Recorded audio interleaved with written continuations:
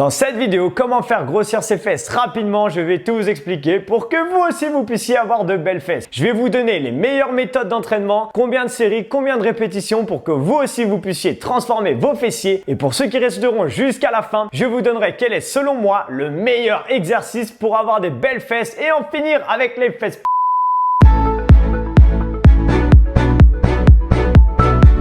Les fessiers est un groupe musculaire composé de 3 muscles. Le grand fessier est le muscle principal des fessiers qui va permettre l'extension de la hanche. C'est le muscle des fessiers le plus superficiel et volumineux. Il recouvre le petit et le moyen fessier et c'est donc pour cela que nous allons nous intéresser principalement à celui-là. Le grand fessier va prendre la forme d'un pli qui va être visible entre la fesse et la cuisse et c'est ça qui va donner l'aspect galbé de vos fessiers. Le petit et le moyen fessier sont des muscles plus petits qui sont cachés sous le grand fessier. Il y a seulement une toute petite partie du moyen fessier qui va être visible mais qui va pas forcément beaucoup nous intéresser. Ces deux muscles permettent donc en partie l'abduction de la hanche. Vous l'avez compris, on va du coup s'intéresser principalement au grand fessier car c'est celui-ci qui donne une belle forme à vos fesses.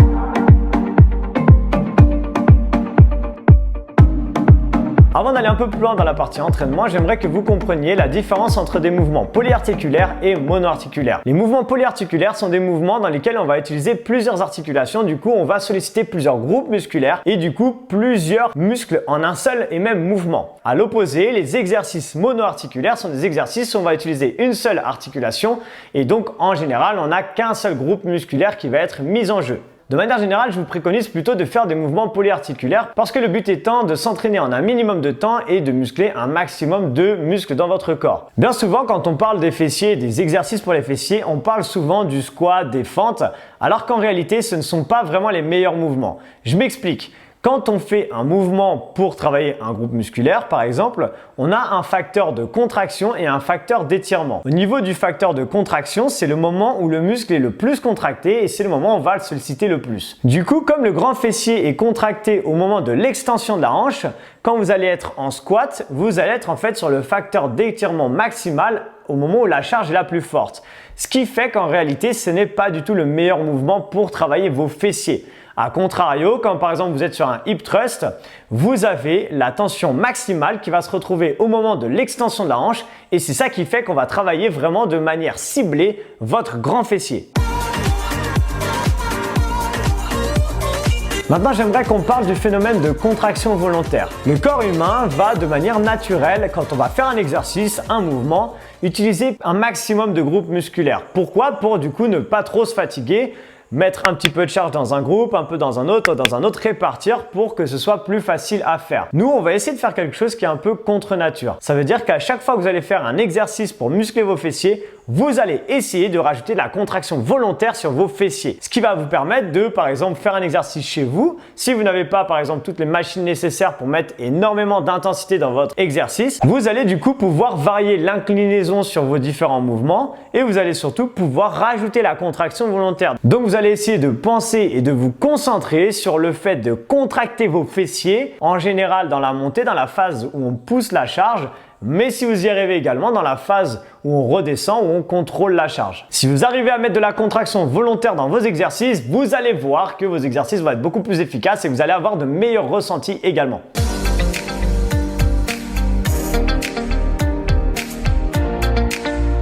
Pour arrondir les fessiers et du coup faire grossir les muscles des fessiers, on va donc chercher à faire de l'hypertrophie musculaire. Mais qu'est-ce que c'est Arthur de l'hypertrophie musculaire? C'est tout simplement le fait de faire grossir un muscle. En réalité, l'hypertrophie, c'est l'augmentation de la taille d'un organe ou d'un tissu par l'augmentation de la taille de ses cellules. En s'entraînant de cette manière, vous allez donc augmenter le volume de votre muscle, ce qui va donner un aspect plus galbé et nous allons également augmenter la force de ce muscle. On va donc chercher à le travailler avec des charges de plus en plus lourdes de manière à le faire grossir. J'espère que vous l'avez bien compris. Si vous entraînez en salle de sport, ça va être assez simple, il va falloir simplement augmenter vos charges au fur et à mesure. Mais si vous entraînez chez vous, du coup, ça va être un peu plus complexe.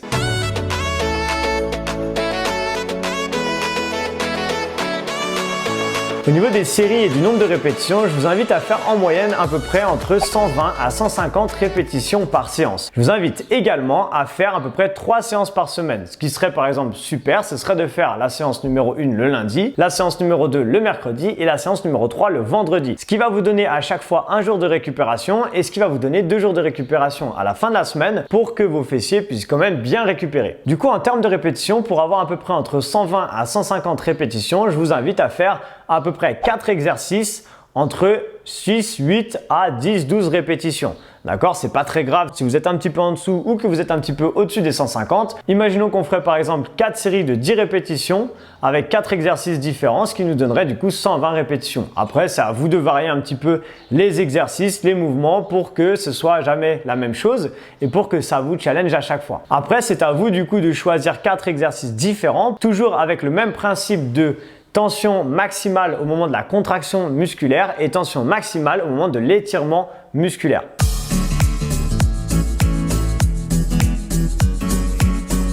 On arrive maintenant sur la partie conseil et donc mon premier conseil va être d'essayer vraiment de faire 3 entraînements par semaine pour vraiment prendre rapidement des fessiers. En vous entraînant 3 fois par semaine, vous allez avoir beaucoup plus de résultats bien sûr que si vous entraînez qu'une seule fois par semaine. Du coup, je vous invite à noter tout ce que vous allez faire sur un petit carnet. Ça va vous permettre de voir votre évolution et ça va vous permettre de chercher à faire toujours mieux à chaque fois. Et plus vous allez porter lourd, rappelez-vous, plus vous allez grossir au niveau du muscle, plus vous allez grossir les fessiers, plus vous allez avoir de belles fesses.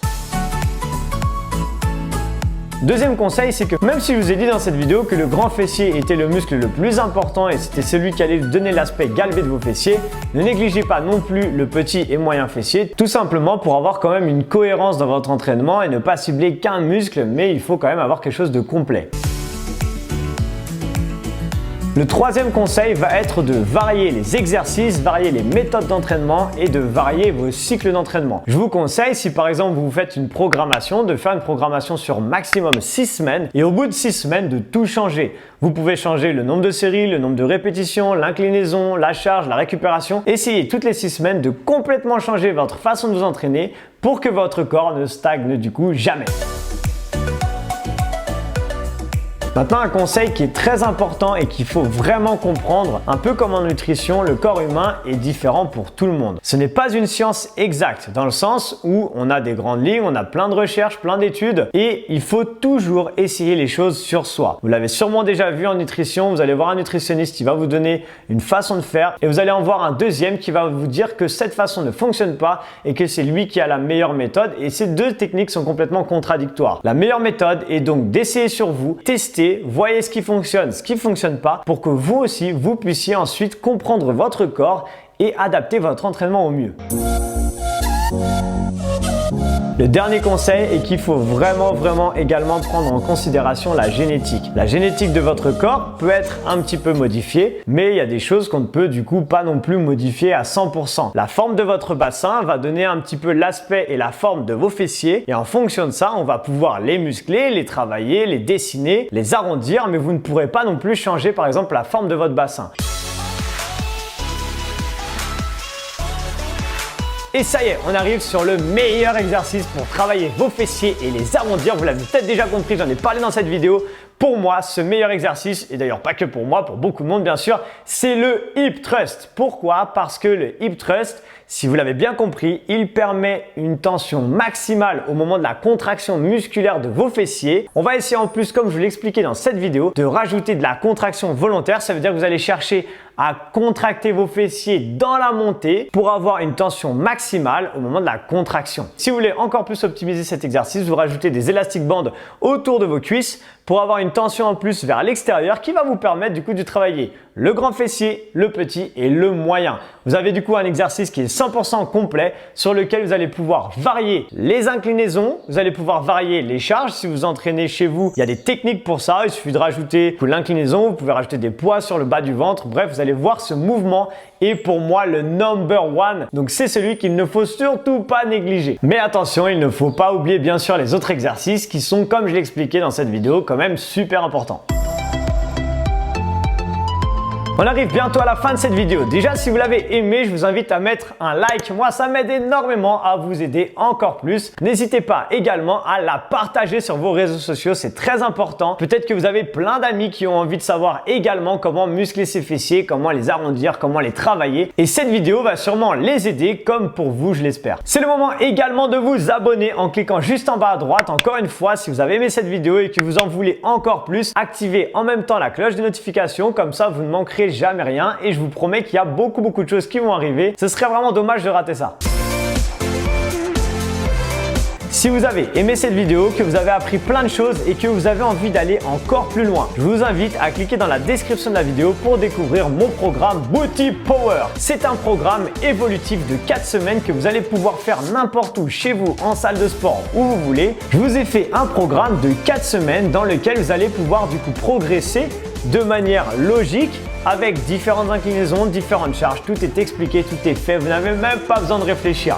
Mais maintenant que vous avez bien compris tous ces concepts, vous allez pouvoir en plus les appliquer à mon programme et du coup avoir encore plus de résultats pour avoir de plus belles fesses. Encore une fois, tout ça, ça se trouve dans la description de la vidéo. Vous avez juste à cliquer sur le lien et à vous laisser guider. Voilà les amis, on est vraiment arrivé au terme de cette vidéo maintenant. J'espère qu'elle vous a plu et je vous dis du coup à très bientôt dans une prochaine vidéo. Ciao!